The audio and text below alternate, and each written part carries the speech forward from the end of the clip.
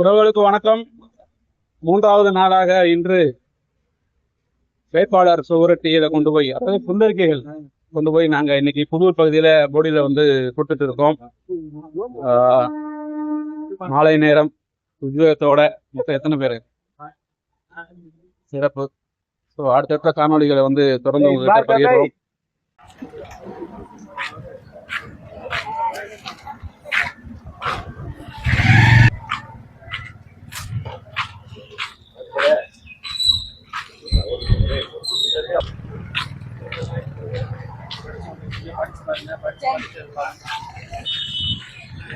உங்களுடைய வாக்கு தெரிவிக்கணும், சரிங்களா? முக்கியமா நம்ம ஊர்ல இருக்கக்கூடிய பிரச்சனை வந்து சாராய கடை. 2 கட்சிக்காரங்களும் சாராயம் விற்கிறாங்க. அதனால அவங்க அடைக்கிற மாதிரி தெரியல. 15 வருஷமா நாங்க இவங்க கூட எவங்களுடையுமே கூட்டணி இல்லாம தனியா நிக்கிறோம்.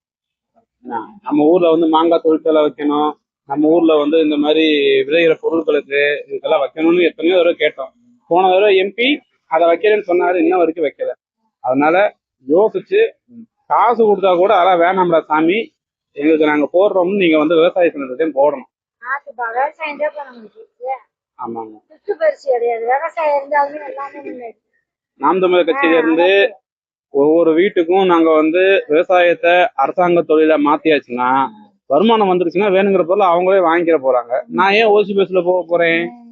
ஓசி பஸ்ஸ கொடுத்துட்டேன், கரண்ட் பில் எவ்வளவு வருது, விலைவாசி எவ்வளவு வருது?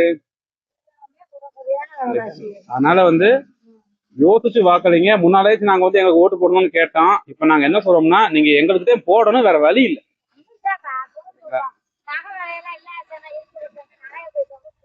நகை ஒரு பக்கம் இருக்கு, அடிப்படை உணவு காய்கறி விலைவாசி என்ன இருக்கு? கண்டிப்பா குடும்பத்தோட நாம் தமிழர் கட்சி சீமான் அவர்களுக்கு விவசாய சின்னத்துல வாக்களிக்கணும். சரிங்களா? ரொம்ப நன்றிங்க.